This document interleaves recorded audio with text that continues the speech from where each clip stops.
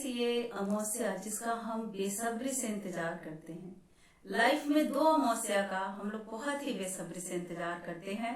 एक है दीपावली की अमावस्या जिसमें रात को दिया जला के पूरे घर को जगमगा देते हैं और लक्ष्मी का हम इंतजार करते हैं। और इस माघी अमावस्या की तो हम इंतजार करते हैं मौनी अमावस्या के रूप में।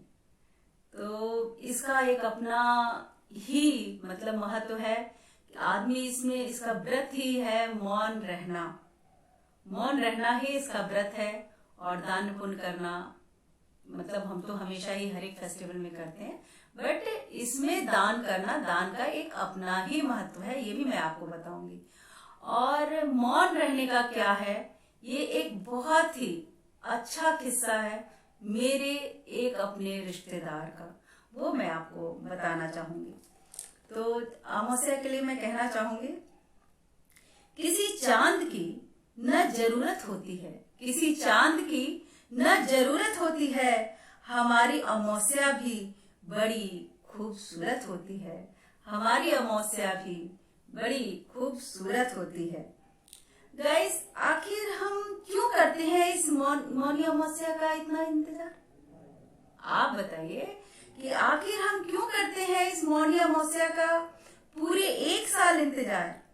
शायद इसलिए लोगों का मानना है कि मौनी अमावस्या के दिन सारे देवी देवता गंगा जी में विद्यमान रहते हैं। कहा जाता है कि इस मौनी अमावस्या में हर एक पवित्र होली रिवर में ईश्वर का वास होता है और हम जब स्नान करते हैं तो वो हमारे पाप, संताप, कष्ट मिट जाते हैं। ये नदियां अमृत हो जाती हैं ईश्वर के वास से। जो लोग नहीं जा पाते गंगा जी, वो लोग घर में ही रह करके पानी में गंगा जल डाल के नहाते हैं और मन को गंगा में नहाने का अपना अनुभव करते हैं और इस तरह वो अपने मतलब रोग दोष से और मन के विशालता से मतलब मुक्त महसूस करते हैं। और गाइस, ये चीज और मैं आपको बताना चाहूंगी कि ये जो आपको पता है कि माघी अमावस्या जो होती है वही मौनी अमावस्या है, और जब सोमवार को ये अमावस्या पड़ती है तो ये सोमावती अमावस्या हो जाती है, और जब ये मंगलवार को मतलब पड़ रही है तो इसको भौमावती अमावस्या कहते हैं। तो इस साल का जो अमावस्या है वो मौनी अमावस्या, माघी अमावस्या, सोमावती अमावस्या और भौमी अमावस्या है, क्योंकि ज्यादातर सोमवार को ही अमावस्या पड़ती है।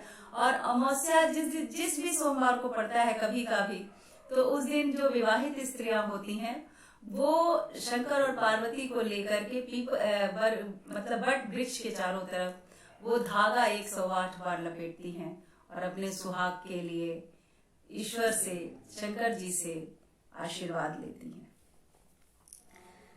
तो गाइस, आखिर मौनी अमावस्या के दिन नहाना और दान का इतना महत्व क्यों है? तो ये सब आपको पता होगा, जैसे कि आप लोग जानते हैं कि हर एक युग में कुछ न कुछ, हर एक युग में कुछ न कुछ एक पुण्य का मापदंड होता है। तो इस बार जैसे कि सतयुग में है, सतयुग में आपको तप करने से, जो जंगलों में जाके आप सुनते हैं कि लोग जा करके ध्यान लगा रहे हैं, तप कर रहे हैं, ये एक पुण्य का माध्यम होता था। और द्वापर में हरि की भक्ति करना, जैसे प्रहलाद की, ये जो प्रहलाद की भक्ति फेमस है, उस टाइप की भक्ति करना ही पुण्य का आधार माना जाता था। और ये आपको त्रेता में पुण्य तो ज्ञान अर्जित करने से ही पुण्य की प्राप्ति होती है। लेकिन इन तीनों को आप देखिए, बहुत आसान नहीं है पुण्य का मतलब पुण्य कमाना। ज्ञान प्राप्ति हो, आपको हरि भजन करना है, और उसके बाद से आपको ध्यान लगाना, ये तीनों बहुत ही कठिन है। लेकिन कलयुग को आसान बनाया गया, कलयुग में पुण्य कमाने का आसान तरीका दिया गया। तो इस युग में केवल आप दान दीजिए, गरीबों की मतलब खाने, जिसको खाने का ठिकाना नहीं है आप उसको खाना दीजिए, और जिसको कपड़े चाहिए, इस बार मानते हैं कि उलेन कपड़े और जूते, मतलब ठंड है, आप उस हिसाब से उन्हें दान दीजिए, और भूखे को भर पेट भोजन खिलाइए। यही सबसे बड़ा दान होता है।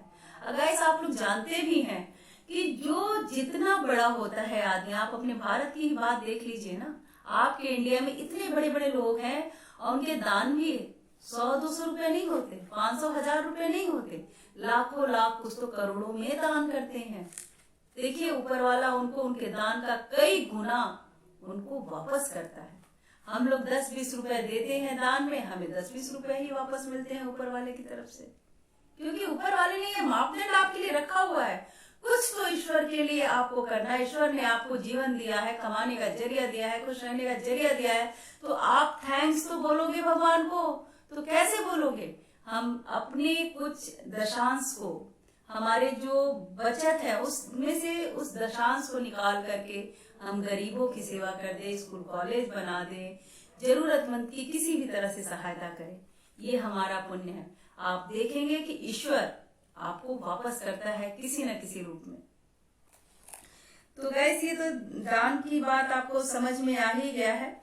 और आप ये भी जानते हैं कि ये जो ये अमावस्या है, अमावस्या में आखिर प्रयाग में ही या बनारस में इतना दान पुण्य का क्यों है?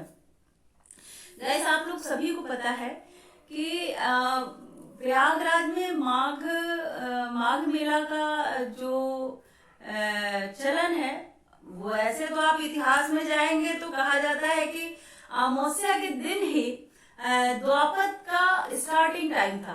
अमावस्या के दिन से ही द्वापद का स्टार्ट था, इसलिए ये अमावस्या, मौनी अमावस्या का मतलब बहुत बड़ा वैल्यू है, मतलब मौनी अमावस्या का।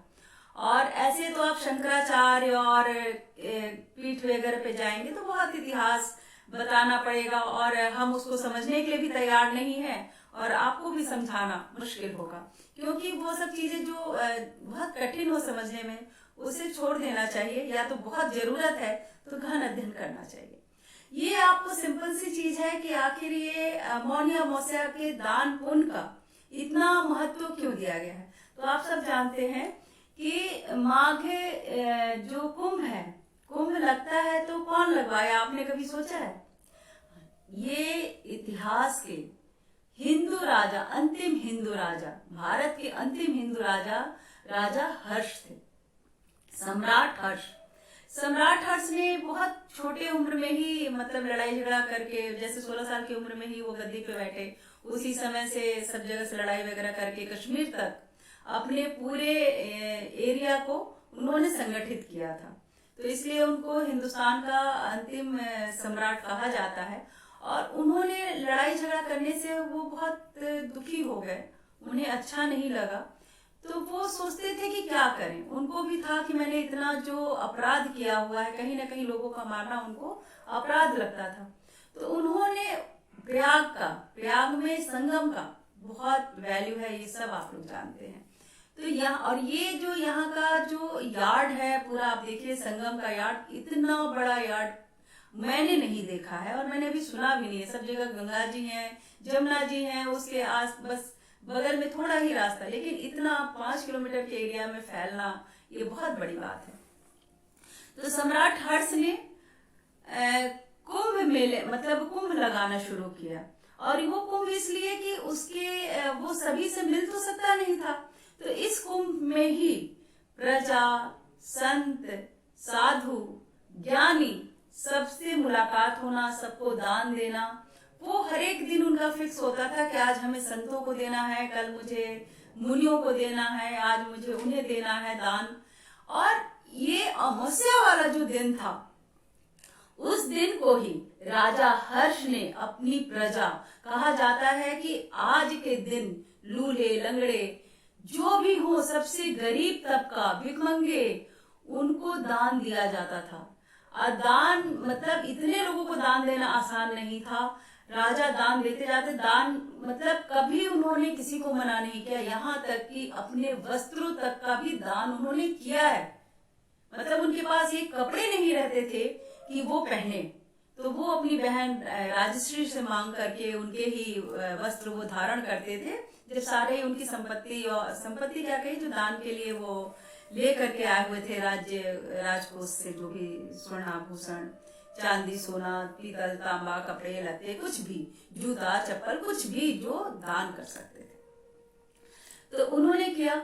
लेकिन उनका ये मानना होता था कि 5 साल तक तो वो इकट्ठा करते थे, 5 साल तक जो भी राज्य में आता था उसको छठे साल में आकर के कुंभ में वो खर्च करते थे। लेकिन जब से इन्होंने शुरू किया तब से तो 5 साल आखिर इस कुंभ को, इस माघ मेला को कैसे मतलब अपने को याद रखा जाए, तो उन्होंने खुद तो नहीं आते थे, लेकिन वो अपने अधिकारियों को भेज करके थोड़ा सोना चांदी आभूषण जो भी दान की चीजें होती थी, कपड़े लत्ते, आज के दिन माघी अमावस्या के दिन वो भेजते थे। और जितने लोगों का हो सकता था, जो भी उनके मतलब दीनहीन व्यक्ति थे, उनका यही हुक्म था कि आज के दिन किसी भी गरीब आदमी को आपको अपमान नहीं करना है, चाहे वो कुछ भी करे, और किसी को भी आप खाली हाथ नहीं लौटने देंगे। तो वो उनके मतलब अधिकारी आकर के ये सब काम महात्मा के साथ करके जाते थे। तो ये सरल सी बात है। और उसी समय से एक कोई भी प्रथा, ये हमारा ट्रेंड है, ये हमारे संस्कार हैं जो राजा हर्ष ने शुरू किया। और उसी समय से ये अर्धकुंभ और महाकुंभ, वो अर्धकुंभ को ही कुंभ करके आते थे। बाद में ये 12 साल पे महाकुंभ और कुंभ लगने लगा, जो कि वो उन्होंने लगाया था 6 साल में, 5 साल इकट्ठा करना, 6ठे साल में दान करना, यही उनका था। प्रवचन सुनना, ऋषि मुनियों को आदर सत्कार देना, ये आकर के यहाँ पे करते थे। तो इस मतलब ये माना जाता था कि आज के दिन नहाना तो आप समझ ही रहे हैं कि सारे देवी देवता यदि निवास करते हैं तो हम नहाएंगे तो हमारे शरीर का जो भी दुख है, दर्द है, वो खत्म हो जाएगा। और अब रही बात आपको कि आखिर मौन रहने का क्या फायदा है, मौन रहने का क्या फायदा है। गाइस, ऐसा तो कहा गया है कि जैसे उसमें बताया गया है, गीता में बताया गया है, वो जैसे वो गीता में बोला गया है ना भागवत में, कि किसी व्यक्ति का मन अड़ियल, अशांत, बेचैन और मजबूर होता है। किसी व्यक्ति का मन अड़ियल, जैसे गुस्सैल टाइप के होते हैं और बेवजह का बेचैन रहते हैं, एकदम भटकते रहते हैं, और वो इतना पकपक करते रहते हैं, हमेशा घर में अशांति फैलाए रहते हैं, वैसे लोगों को वो मौन होना चाहिए। मौन होने से, चुप रहने से, जब जीवा आपकी बात नहीं करती है तो आपका दिमाग चलता है। आपका जब दिमाग चलता है तो आप अपने आप का अध्ययन करते हैं। यदि हम धार्मिक प्रवृत्ति के हैं तो ईश्वर के सामने जा करके हमने जो भी चीजें ईश्वर के लिए नहीं की है, जो कि हमें करना चाहिए, या हमने कुछ चीजें जो गलत की हैं, हम उस पर गहन अध्ययन करते हैं। इसके केवल ईश्वर ही क्यों, हमारे जो नाते रिश्तेदार हैं, भाई बंधु हैं, बाल बच्चे हैं, हम लोग कभी कभी बहुत मिसबिहेव अपने बच्चों के साथ करते हैं, अपने भाई बंधु के साथ, अपने फादर के साथ, अपने मदर के साथ करते हैं। तो वो एक दिन यदि आप चुप रहेंगे तो आपका दिमाग बहुत गहन अध्ययन करता है कि हमने किसके साथ क्या गलत किया है, और जो गलत किया है उसको, जब अपराध होता है तो हम उसको सुधारने की कोशिश करते हैं। अच्छा, ये आपको पता है कि ये व्रत, जो मौनी अमावस्या का जो व्रत होता है, वो 3 टाइप के होते हैं, 3 टाइप्स। आप बोलेंगे कि अमावस्या और 3 टाइप्स का क्या मतलब है। तो गाइस, ये जैसे मैंने जो अपने घर द्वार में देखा है, मैं उस पर बता रही हूँ कि कुछ लोग 24 घंटे का व्रत रहते हैं, तो वो 24 घंटे व्रत रहते हैं तो मौन रहते हैं। अच्छा, कुछ लोग फलाहार खा के रहते हैं और 24 घंटे में कभी भी कोई दरवाजे पे, ऐसे जो थोड़ा बहुत पहले तो दान दे देते हैं, 24 घंटे में कभी भी उसके दरवाजे पे कोई मंगता आ जाए, जरूरतमंद आ जाए, मगर लौट नहीं सकता। वो कुछ न कुछ उसको उसके हिसाब से देते ही देते हैं। और फल फूल खाते हैं, यदि जो फल फूल नहीं खा सकते, फलाहार से नहीं होता, वो एक टाइम मीठा भोजन करते हैं। तो गाइस, ये तो आप लोग जानते हैं कि हिंदू धर्म में कोई भी हम व्रत करते हैं तो नमक हम अवॉइड ही करते हैं, तो इसी तरह मौनी अमावस्या में भी है। अच्छा, अब दूसरी जो व्रत लोग करते हैं, ये मेरे घर में होता था, तो दिन भर व्रत रहते थे, मौन रहते थे। शाम के टाइम में जब सूर्यास्त होता था, तो वो उसी समय वो खाना खाते थे सूर्यास्त के समय, और उसके बाद से वो बोलना शुरू करते थे। लेकिन जो 6 बजे तक का टाइम होता था, उसमें कोई भी मंगता आ गया, और दिन में वो फलाहार भी नहीं खाते थे, शरबत वगैरह पी करके रहते थे। मंगता आ गया तो उनके हाथ नहीं रुकने हैं, खाना खिलाना है, सो कपड़े देने हैं। तो जिस जैसे निर्धन आदमी को देख के जो उनका मन हो रहा है, जो भाव आ रहा है, वो दान कर रहे हैं। लेकिन हाँ, खाना खाने के बाद बोली शुरू हो जाती है। और एक जो है, जो कि हम जैसे लोग करते हैं, हम लोग बहुत लंबा नहीं करते हैं, सुबह उठे और ब्रश वगैरह किया, भाई मैं तो चाय भी पी लेती हूँ, तो चाय भी पी लिया, और उसके बाद चाय वाय पीने के बाद थोड़े चुप रहते हैं, और दान पुण्य करने के लिए चावल दाल जो भी निकाल के रखना होता है निकाल के रख दिया। मैं तो गंगा जी भी नहीं जा पाती हूँ, तो घर में ही, मैं कहते हैं ना, मन चंगा तो कठौती में गंगा, इसी सिद्धांत को फॉलो करते हुए घर में नहाती हूँ। फिर दान वान किया, छुआ वछा और दे दिया, मतलब जो भी हमारे स्टाफ है या कोई भी जरूरतमंद लगता हो तो मैं उसे दान दे देती हूँ। तो ये है तीसरा टाइप, जो कि 80% लोग से 90% लोग, 80% मान के चलिए रहते हैं, और 10% वो सूर्यास्त तक रहते हैं, और 10% जो रहते हैं वो फुल टाइम रहते हैं। तो गाइस, ये रीजन क्या है, क्यों मौन के लिए कहा जाता है? ऐसे देखिए, आपको मैं कहूँ कि आप मौन रहो तो आप नहीं रहोगे। आपको मैं बोलूंगी कि एक बार तुम चुप रह के तो देखो, तुम्हारे मन में बहुत अच्छी अच्छी बातें आएंगी, तुम बहुत कुछ सोच सकते हो। कोई नहीं करेगा। हम लोग धर्म भीरू हैं, तो धर्म के नाम पर ही हम कुछ कर सकते हैं। गाइस, ये मेरे एकदम क्लोज रिलेशन की बात है। वो वकील थे, और देखिए, वकीलों की, सब वकीलों की वकालत बहुत चल जाए ये कहा नहीं जा सकता, मगर इतना था कि भाई खाना पीना हो जा रहा था।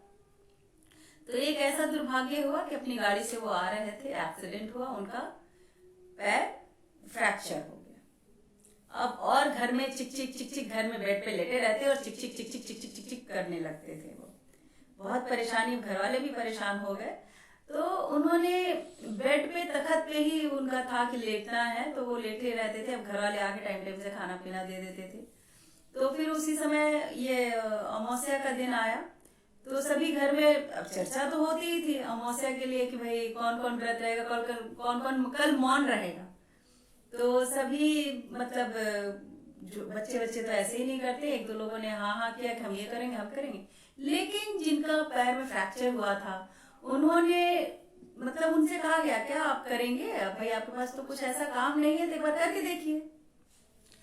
उन्होंने, पता नहीं कैसे, कहते हैं जब होना होता है तो किस्मत कुछ न कुछ अपनी तरफ से कुछ न कुछ एक बात रखती है। तो आदमी यदि मान लेता है तो टाइम सही है तो सब अच्छा हो जाता है। ऐसे अच्छा बेड पे थे, वो पैर में फ्रैक्चर था, तो चिड़चिड़ापन उनके अंदर बहुत था, क्योंकि वो किसी के ऊपर आश्रित हो गए थे, तो अब उनको टाइम से हर एक चीज नहीं हो पा रहा था जैसा वो चाह रहे थे। तो उन्होंने कहा कि मैं, मतलब गुस्से में ही बोला कि मैं 24 घंटे का वो रहूंगा, मतलब मौन व्रत, कोई तुम मुझे डिस्टर्ब नहीं करेगा। वो ऐसा इत्तेफाक हुआ कि वो मौन हो गया, तो अब उसका मन शांत हो गया। शांत होने पर उसके पूरे दिमाग चलने लगा। उसने सोचा कि मैं जब 1.5 महीने से बेड पर पड़े ही रहना है, मेरे पास कोई काम नहीं है, घर में माहौल इतना खराब हो रहा है, मेरी वजह से बीवी बच्चे परेशान हो रहे हैं, तो उसने उसी समय संकल्प लिया कि क्यों ना हम ये, मतलब जज वाले जो एग्जाम होते हैं, जेई कुछ कहते हैं ऐसा, तो उन्होंने उसके लिए संकल्प लिया और 1.5 महीने तैयारी की जम करके। और तैयारी करने के बाद गाइस, उन्होंने जज निकाला अपना, और निकालने के बाद आज के डेट में वो एमपी में पोस्टेड हैं। आज से 20 साल पहले की बात है ये। तो ये मौन का ही कमाल था ना, ये मौन का ही तो ऐसे आशीर्वाद था कि उनका मन इतना शांत हुआ, उन्होंने ये डिसीजन लिया। कहाँ नेता, कहाँ मतलब वो किसी जज के अंडर में थे, कहाँ वो जज बन गए। तो गाइस देखिए, हमारे भारत की जो भी कल्चर है, संस्कृति है, वो कहीं भी खराब नहीं है, हमें उसको फॉलो करना चाहिए। आपको ये एक चीज मैं बताऊं, आप यदि किसी भी चीज को, हम हिंदू है ना, बड़ी बुरी आदत है, हम कोई चीज आसानी से मानते नहीं है, खास करके यंग ब्लड। क्या फायदा, क्या फायदा भैया, कुछ चीजों से यदि आपको घाटा नहीं है तो आपको फॉलो करने में क्या जाता है। कुछ ना कुछ ऋषि मुनियों ने बनाया है, तो कुछ ना कुछ चीजें सोचा हुआ है, हम रिसर्च करेंगे तो हमें पता चलेगा। और अपने से यदि उसको करें, कहीं ना कहीं फायदा दिखता ही दिखता है। तो हमें लगता है कि बच्चे आजकल जो बगावती हो गए हैं, उन्हें बहुत सी चीजों पे बहुत क्वेश्चन करने की जरूरत नहीं, चुपचाप मानते जाओ, अपने आप उस पर तुम्हारा ध्यान जाएगा, तुम अपने आप सोचोगे कि हमारा संस्कार कहीं ना कहीं बहुत अच्छा है। तो गाइस, जितना मुझे याद था, जितना मैंने सोचा था, पता नहीं मैं आप लोगों को उतना बता पाई हूँ कि नहीं, लेकिन मेरे मन में था कि मौनी अमावस्या के लिए मैं आप लोगों को कुछ बताऊं। और ये मुझे खास करके राजा हर्ष और मेरे जो कजिन है, इसकी कजिन नहीं है, रिश्ते में है, मुझे इनकी कहानी आपको सुनानी थी कि इससे क्या फायदा हुआ। तो थैंक यू गाइस। यदि आपको मेरा ये अमावस्या क्यों आवश्यक है, अमावस्या का दिन क्यों जरूरत है, दान पुण्य क्यों जरूरी है, मौन रहना क्यों जरूरी है, मैंने अपने विचार दिए। आप लोग मुझे बताइएगा, आपको अच्छा लगा तो मुझे कमेंट्स में लिखिएगा, मुझे बहुत खुशी होगी, मुझे और भी प्रेरणा मिलेगी कि मैं और कुछ करूं। Thank you guys.